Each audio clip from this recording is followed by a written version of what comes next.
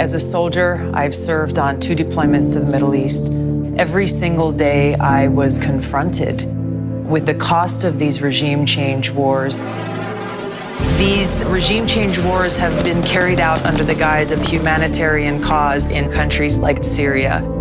We feel for the suffering of the Syrian people, but the reality we are facing here is that since the United States started waging a covert regime change war in Syria, starting in 2011, their suffering has not decreased, it has increased, in addition to the fact that our enemy, Al-Qaeda, that attacked us on 9/11 is stronger now in Syria than they ever were before. It is important for our country to stop spending trillions of dollars on these regime change wars, which does not serve the people in these countries, nor does it serve our interests and our security.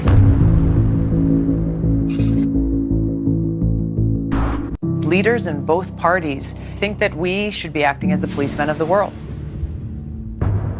and that we should continue to go around overthrowing and toppling dictators or countries who we don't like. These wars are causing more suffering and costing us, the American people, trillions of dollars in the process.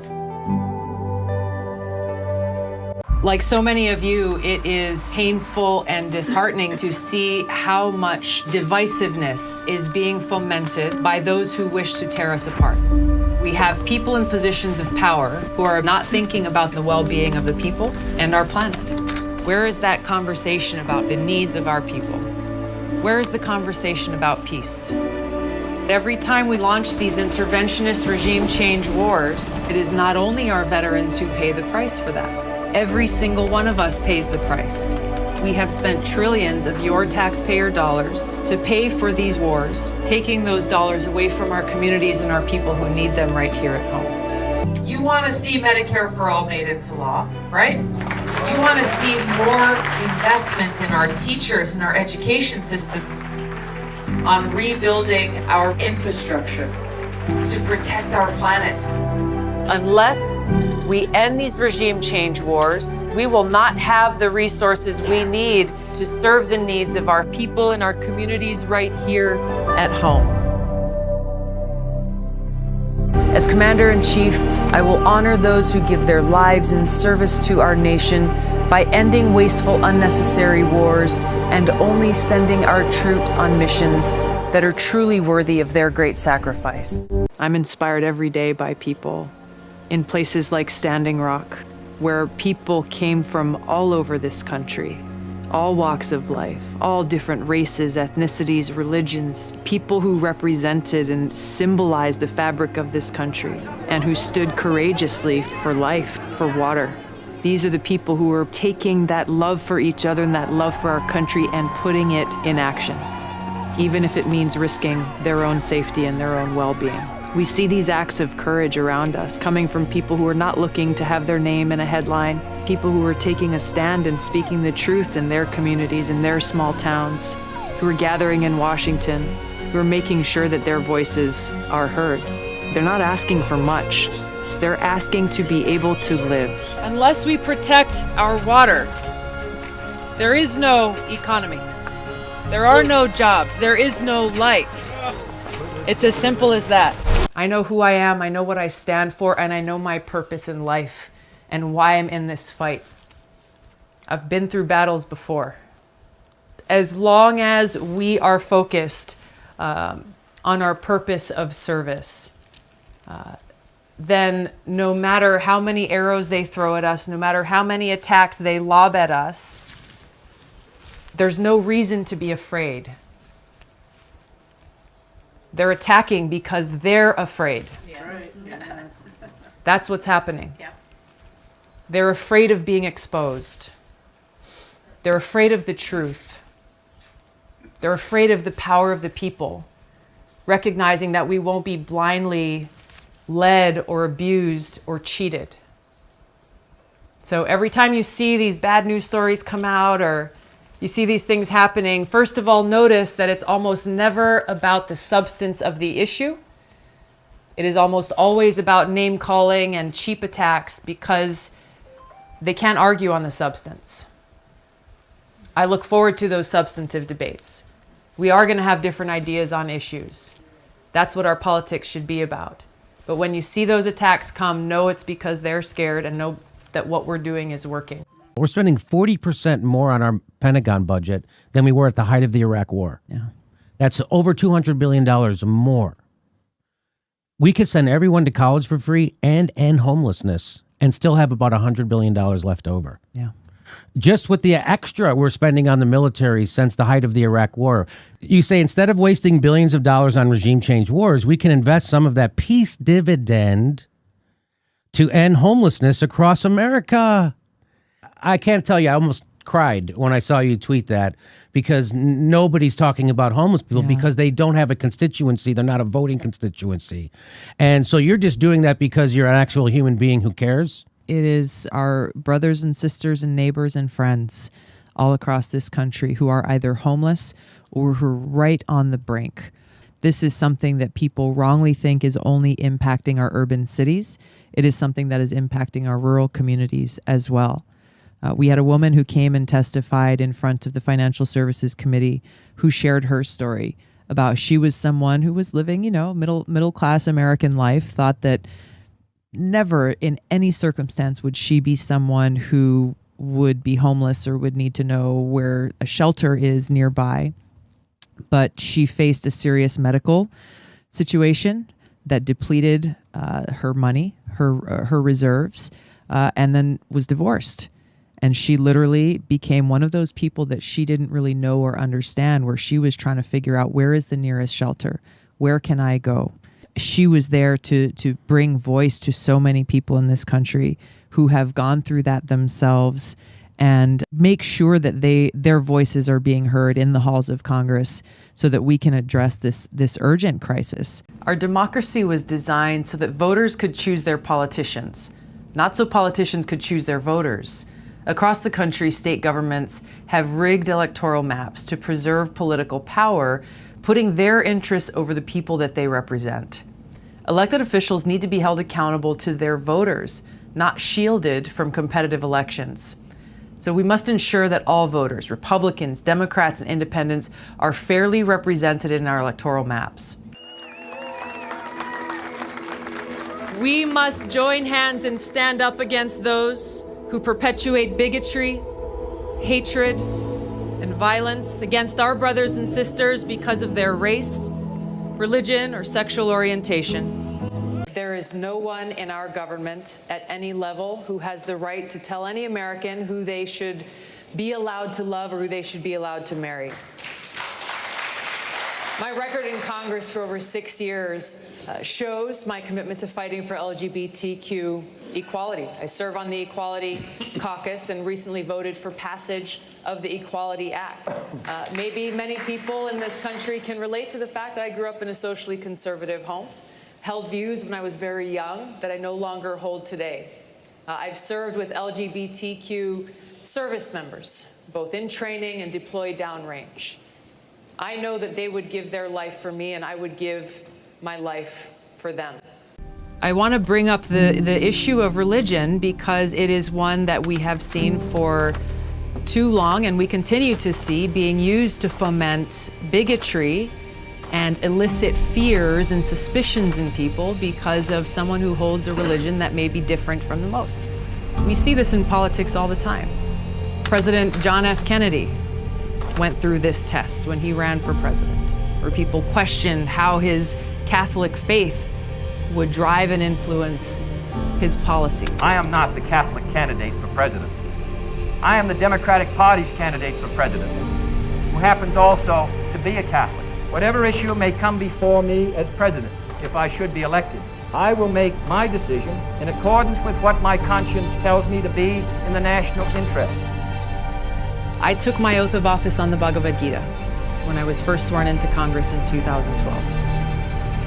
I'm a practicing Hindu, and my spiritual practice, my relationship with God, is something that is near and dear to my heart. Whether it is Hindus, Muslims, Buddhists, Christians, atheists, whatever the path that people have chosen for their lives, it is important that every one of us stand up, call out, and condemn those who are seeking to incite bigotry based on religion and not allow them to try to use that to divide us, because that's not who we are in this country of freedom. We saw devastatingly the impact of that in Pittsburgh with the shooting at the synagogue. This is what happens when this is allowed to continue without being condemned and stopped. This is where the result ends up. The gunman was armed with an AR-style the names weapon. of the 11 victims, ranging in age from 97 to People 54. who have been shot. With people being shot and killed in their place of worship. We cannot allow that to happen to those who may share our faith or those who may have a different faith. Today I may be the victim, but tomorrow it may be you.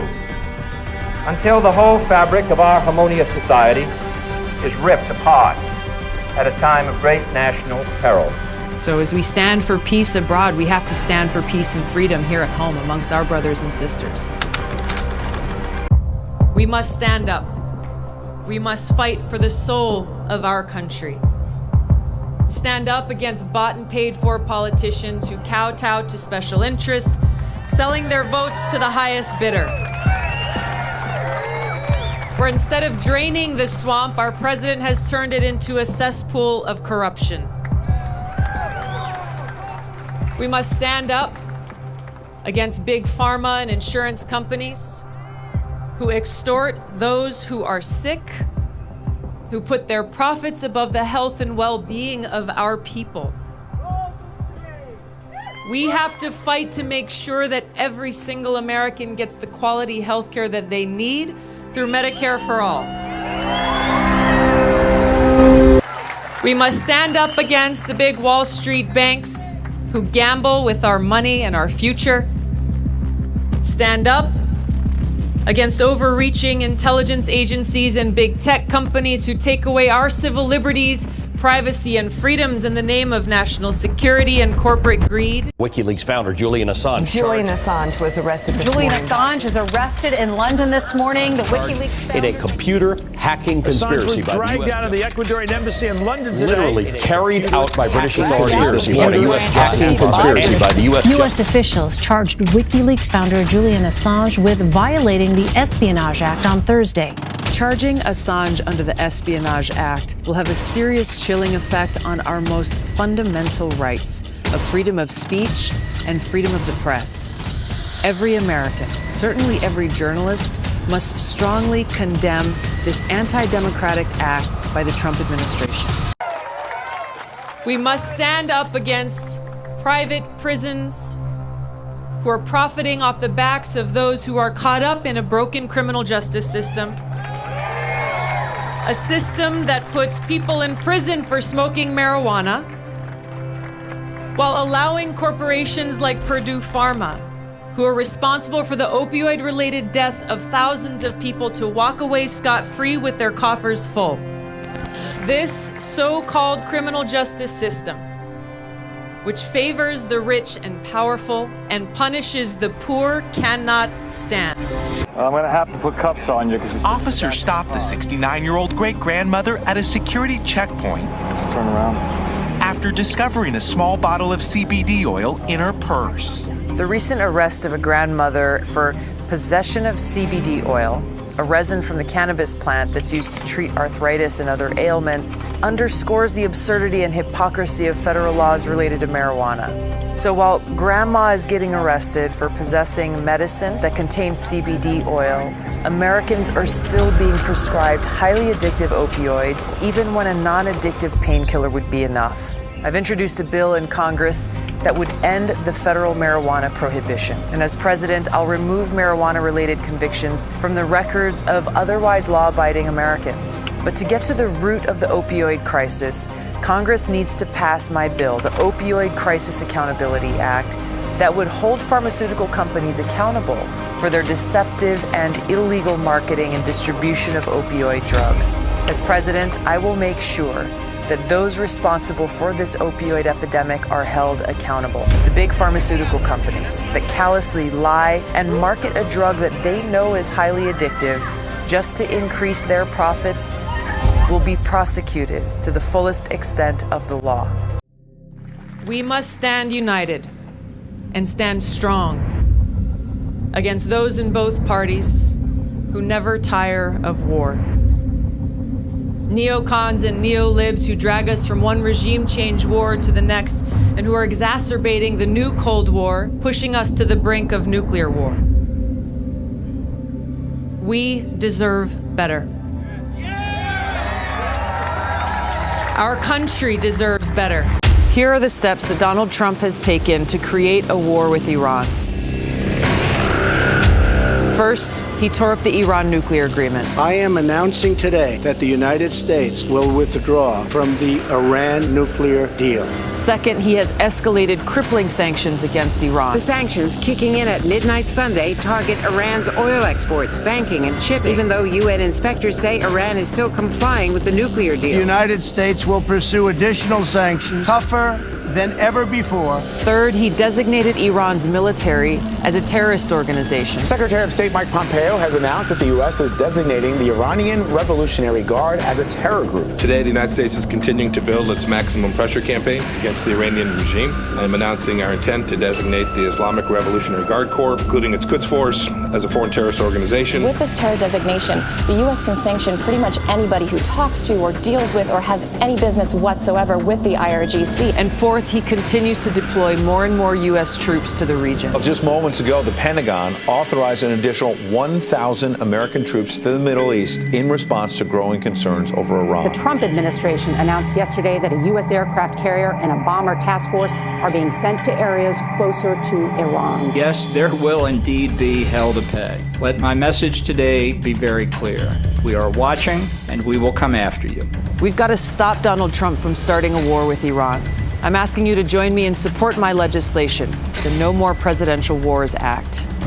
President Trump campaigned against regime change wars when he ran for president, but now he bows to the wishes of the neocons who surround him, clamoring for regime change wars that he claimed to oppose, this time in Venezuela and in Iran.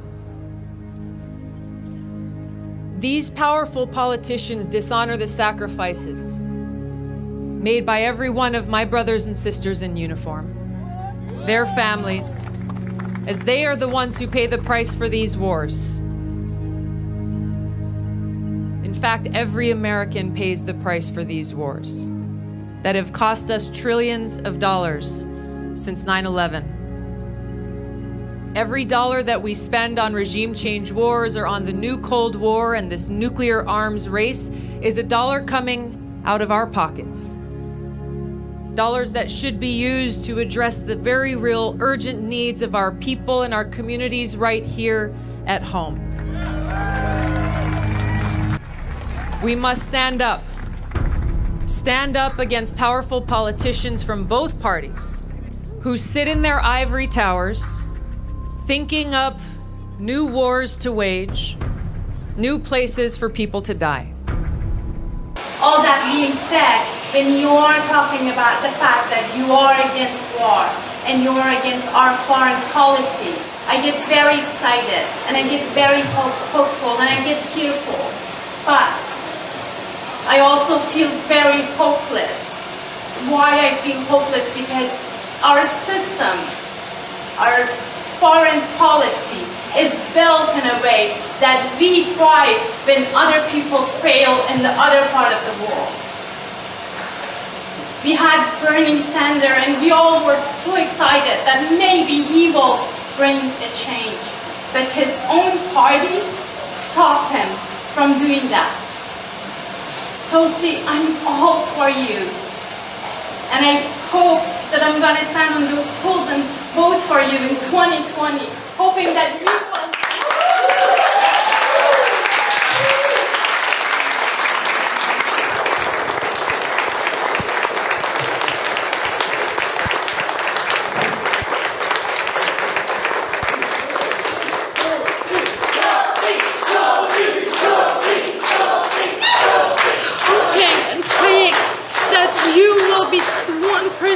Who will make the change, who will bring the change, who will be the voice for the voiceless, who will be the person who can say that the war that we start here, the billions of dollars that we are spending on this war can go to our addicts, to the mental health, to our health care here in the States. People are dying of poverty.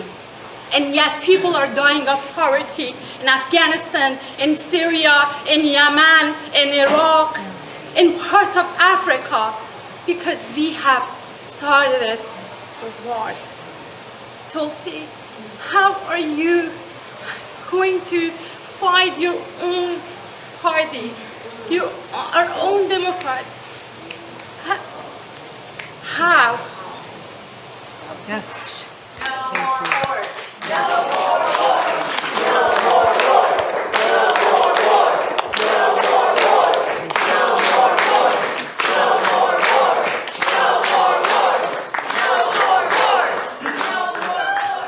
Thank you for sharing your heart with all of us. You speak for so many whose voices are not being heard. You have just laid out why I'm running for president. This is not a political ambition that I have had for myself. With the obstacles that are in place and the challenges that exist, it is because of the people that you're talking about, people whose lives are being impacted, that make me work tirelessly to run for president to bring about this change. We're not naive to the challenges that lay before us, or the obstacles that are placed ahead of us, or the smear tactics that are used against us. Yes, it's coming from within our own party. The most attacks I get are not from Republicans. They're from Democrats. They're from people in the mainstream media. They are from people in the foreign policy establishment that you're talking about, people who represent the interests of the military-industrial complex. But you know what? You know what? The answer to how we overcome this, it's us. It's we the people. The stronger they come, the stronger we respond. And you know what? We don't respond to their dirty tactics or their hate with more hate. We respond with strength and love and our message of peace and humanity.